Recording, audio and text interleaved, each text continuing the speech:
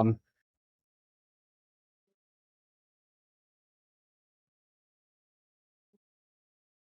I know. A lot of opposition. It's been shitty. So I'm writing a blog on this whole.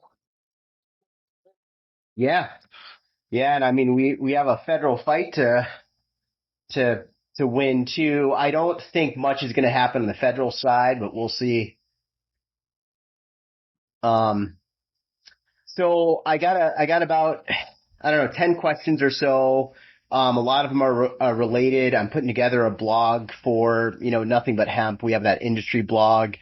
We often kind of, you know, call out the Bev Bros and the people that aren't being inclusive. But this one's going to be about, your awesome win. So my first question is, how did you feel to see the government, veto, this bill? And, what was your overall thought? Did you expect that? Well, we knew it was like we were hearing that we were going to get the veto, and we were hearing that for about a week, maybe a little bit longer. But it's not. I always joke that I like to see my dead bodies decapitated. You know, one thing to hear that you're going to get something, it's another thing to get it. You know, so I was really cautious. So, like in my mind, I could see myself celebrating it, but I didn't raise anybody's hopes or guarantee anything to anybody because, until you see it, you don't want to do that to people. Yeah. So you and your team didn't just fight for Hometown Hero. You lobbied for the entire hemp ecosystem. Why was that broader approach so important to you? Well, it's always been the way Hometown Hero does things. I mean, when we got our injunction in Texas in 2021, we could have gone for an injunction that only covered Hometown Hero. But instead, we went for one that allowed everybody to stay in business because we're not afraid of competition. So, we don't believe in restricting markets. We don't believe in limited licenses. We don't believe in favoring one segment of the industry over another. They should all be allowed to live. And then you compete. And consumers, the market will decide what products it wants. Yep. There were some groups pushing for carve-outs and exclusive protections for the beverage-only products. What was your take on that approach, and why did you push back against it?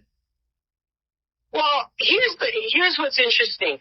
So you get these beverage people, most of them are, to me, it seems, and I haven't done a count or anything like that, but it seems to me that most of them are from the marijuana side who realize they could sell hemp beverages across state lines and actually make some money, right? Then the other side of that is that you had the liquor stores or the package stores, as they call them here, looking for an opportunity to carve out a little alliance with them. And so it seemed to me that it was very short-sighted on the part of the drink brands, because, pushing to go into the three-tier system will automatically limit how many products can be sold, because no distributor is going to carry everything, right? So it seemed to me that there was self-limiting in the market. And it also was like, wow, what a bunch of participants. I know these people, the Kava lady, her name, but the Kava lady, showed up at that hearing and it was like, oh, totally good. We're totally good with this bill that, kills everybody else but keeps beverages. And then she talked about how their Delta 9 was better. And I'm like, it's the same fucking, what are you talking about? Like, the disingenuousness of it was remarkable. Yep. I think that's probably what took me by surprise the most. Like, Lieutenant Dan, he's a government elected. He's got a lot of immunity and protections, so he can say whatever he wants. And he does. These people are not lying for their own purposes. Like, nobody was going to notice. Yep. No, you're absolutely right. That's what I noticed too. And, I started calling them out on LinkedIn through blogs. And, I had the CEO from Vertosa basically telling me that I was wrong and that they're not just trying to carve out. And then they basically said to us that, there was nobody else at the Capitol besides the beverage bros. And so, all these beverage people are seeing this on LinkedIn and then believing, a guy who, from Vertosa, who everybody looks up to, as a leader in the industry. And, they're blatantly lying that they're only caring about the beverage side. And that's ridiculous. So did you encounter resistance from within the hemp industry about keeping big tents instead of segmenting? How do you navigate those internal tensions? I've never seen those like gladiator meetings where they just like everybody's all bloody and they just fighting. Like this is what it was like internally. Like we have our external enemies. Lieutenant Dan, an uninformed legislature, prohibitionists, the beer wholesalers, right? They all wanted us dead. But then you get, beverage people that break off and try to cut deals just for themselves. Then you get a beer that goes in and tries to carve out the segments without getting buy-in from the rest of the industry. And, I got pushed back because I talked to somebody from another association and I was like, what the fuck are you doing? What are you guys doing? And they were like, well, you haven't told us what you're doing. And I'm like, yeah, we did. What we're doing is HB 4242. It's online, available for anybody to read. It protects every segment of the category of the industry. It doesn't favor one over the other, and it doesn't give anything up unnecessarily. There are no secrets here. Yep. And the people just like, and I understand people get scared and they panic and they're like, oh my God, nobody's asking you to cut a deal. And what it showed was that there was so much lack of harmony and disunity among the industry that it was easy for the legislature to oppose us because there wasn't a united front. Start with the copper people, start with the drinks people, throwing everybody else under the bus. You know what I mean? Yep. Yeah. No, absolutely. So, people power and grassroots pressure. We heard over 150,000 letters were sent. How did you mobilize that kind of grassroots response? What role did the veterans, patients, and small business owners play in that effort? Well, I'll tell you that the veterans have been, they're our mission partners. They have been really amazing. And it's not because of us. It's because they want the products for them. You know what I mean? They're agnostic. They're not, they supported teacup expansion, which is the medical marijuana side. They support Ibogaine. They support any alternative therapy that's good for veterans. And I totally get that. That's cool. It just happens that our interests align on this. The 150,000 petitions were digital signatures. And what's funny is that the governor's office, because we delivered all those petitions, and the governor's office asked us for the digital file. And I was like, what for? Oh, we want to send thank you letters. And I'm like, well, what are you doing? You're probably just checking to make sure they're all real people, but here's the file. And then we had because we kept steady handwritten letters, so I think we ended up with 8,000 handwritten letters that were delivered to the governor. Wow, that's insane.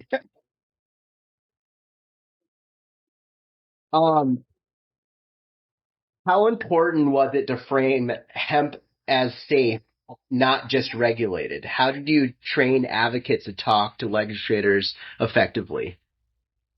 Well, people said this was great stuff. I don't know if you watch any of the hearings? Oh, yeah.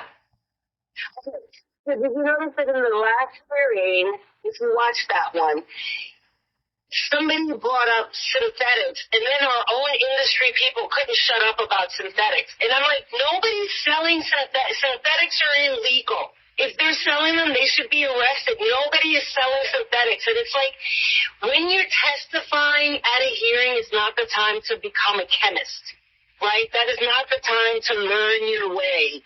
It's like, no. So, but thankfully, most people understand that products are tested, that consumer safety is paramount. And, we have Hometown Heroes, we have a lot of customers who know that our products test multiple times along the manufacturing process. So explaining and people like store owners, they understand the value of having good, decent brands because it affects their brand, right? It affects their store. It affects their sales. And nobody wants any. It wasn't that hard. It was just keeping people from going down rabbit holes. Yep. Were there any surprising allies or voices that stepped up during this process that you didn't expect? Let me tell you something. First of all, reading these letters would bring you to tears. I mean, victims of domestic violence, people with PTSD, people who have been in like tragic accidents. I mean, it was super heartbreaking. But the biggest allies were all the senior citizens. I lost track of the number of letters I read that said, I'm 70 years old. I'm 82 years old. I'm 60 years old. I'm 65. I mean, it was incredible how many older people came out and said, hey, I'm an adult. Don't take the... What's that? Hmm? Oh, sorry about that. Hello? Hello? Yep, I'm still here. Oh, okay, yeah. No, that's great. That's fantastic on that age group. We kind of seem, as you know, we have some retail locations here. I remember my first week working at our Lake Street location, which doesn't exist anymore because of the unrest that happened in Minneapolis.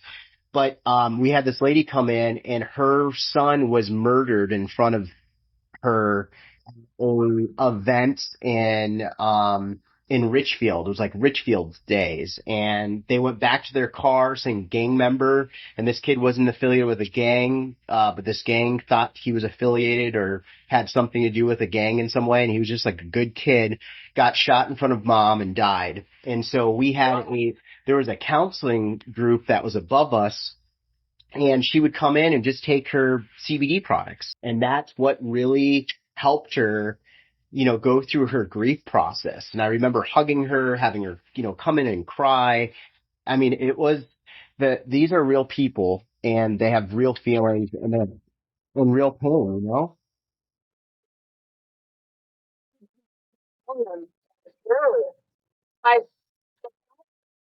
real people, and he does not want to acknowledge or connect with them. You know, he doesn't want to admit that they're real people because he'll have to admit that he's wrong. Yeah. So I got a few more questions for you. What was your biggest challenge you faced during this session, politically, emotionally, or logistically? The challenge was keeping everybody rowing in the same direction. I'm sure you've experienced when people come in at the last minute and they're like, I got this. That kind of thing. So to try all the work you've been doing and all that, people come in and they're like, no, I got it. Meanwhile they haven't been there. They're not from the state.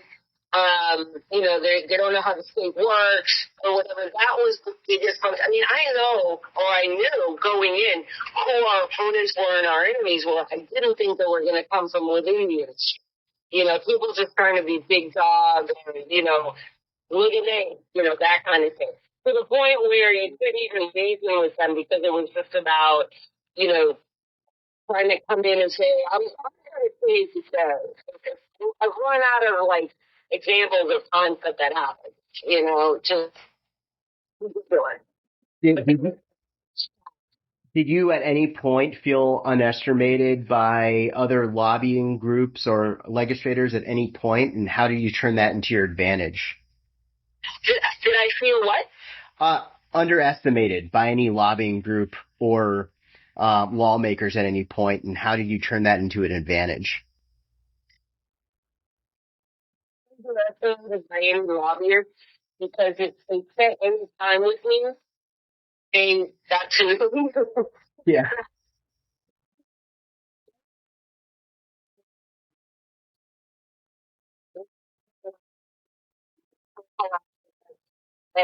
And really great people.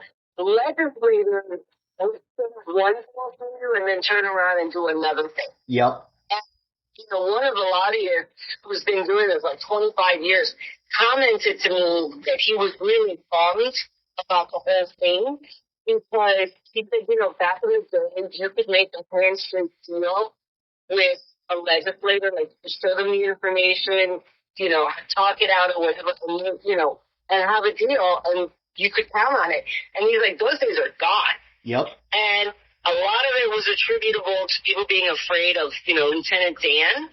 But, that's kind of like on them. You're there to serve your citizens, not to kowtow to a tyrant. Yep. Agreed. And with special session potentially on the horizon, what's next for the Texas Hemp Business Council? Well, regulatory topics for the governor. We did that almost a month ago. So he's had that.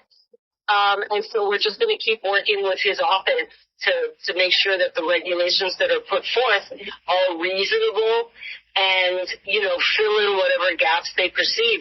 I will say that, if the Senate doesn't play ball, we could end up where nothing passes at all. Great. Do you think the beverage guys still have a chance to do a carve out for themselves at special session, or do you think that's unlikely to happen? Well, I think it was obvious, Ken King was the original sponsor of that bill that, kind of handed everything to the beverage people. And during that hearing, he said, well, I see this is not going to work. So I think the beverage people may try, but I don't think it's going to work. And lastly, what advice would you give to anyone entering the fight for hemp rights, whether in Texas or nationwide? Stick to your guns. Oh my God. Let me tell you something. There's an expression in Spanish, and you may have heard me say it before, but it's basically, I would rather die standing than live on my knees. And so many people in our industry come in on their knees, already cutting deals, already willing to give stuff up when nobody asked them to. You have to learn how to negotiate, read the room. I've been doing this for a long time. Like, read the room, study the landscape. You don't give stuff up unnecessarily. Negotiating is a skill, yep. Right? And people come in and they're like, oh, well, if we just give them this, then they'll leave us alone. That never, ever works.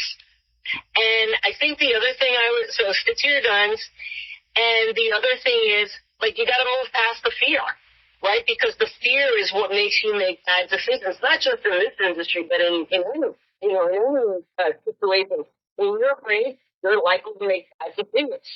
Yeah, you're right. In my early days of lobbying in Minnesota, I started the Minnesota Hemp Association back in 2018. Nothing really big happened the first couple of years, and COVID happened. And the government thought it was a good idea to start going after businesses that sold Delta-8 products. And so, I hired my first lobbyist at the time.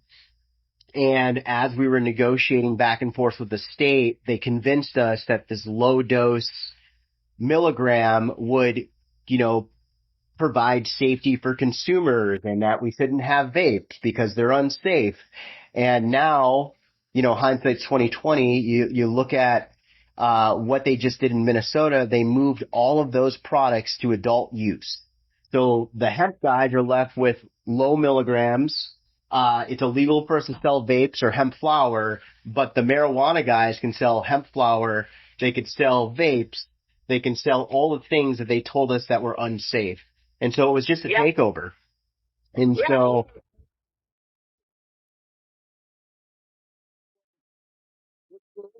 This is a way to get a win, but it's not. I mean, they're always trying to take over. Yep. So.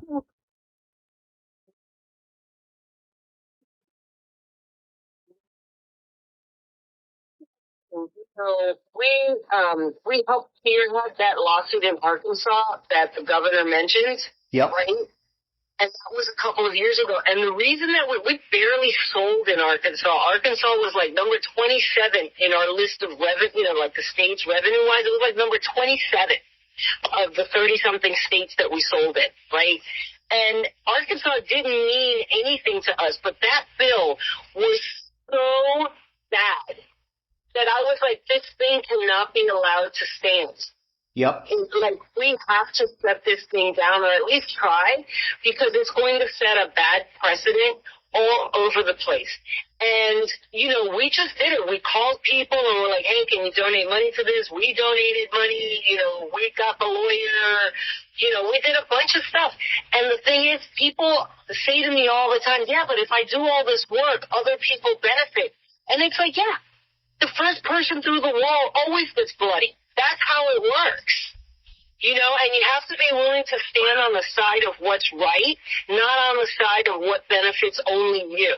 Until this market is like regulated and stable, everybody is always going to be under threat. And every time somebody tries to carve out a little piece of it just for themselves, it's going to hurt everybody. We're just not there yet, you know? Yeah, I agree with you. You know, there's a lot of things that snuck in under HF 100 that we never even noticed, even my lobbyists noticed, where all testing starting January in Minnesota has to be done in Minnesota. There's only 2 testing labs. There's 6,000 registered hemp companies. And so, you know, we're going to fight against it because there's no way we can actually test our products on time based on state law. It's going to put us out of business. There's so many different things in Minnesota. It is. So I'm glad we need a copy of you in every state. That's all I need to say. Well, no, not even so you might want to think about that. No, that's fine. I think we're on the same wavelength in the industry. Not everybody likes us because we speak out, right? We look at something and you know, over the last few years, I think I've known you for about 3 years now. You've taught me so much about advocacy. So thanks so much for, you know, everything that you do. And I love watching what you're doing in Texas, and hopefully you fight the nationwide fight. That's what I'm hoping for, because I know you guys are going to win. Oh, thank you. I mean, listen, it's you know, we have all these people in our industry who are constantly trying to carve out a little, you know, glory for themselves at the expense of everybody else, and it is exhausting. It is. Like, it's all that super exhausting. Well, good. Well, thank you so much for your time. Is there anything else you want to say? No, I look forward to reading your blog. All right. You'll be the first one I send it to. Thank you. Thank you. Yep. Bye-bye. All right. Have a good one. Bye-bye.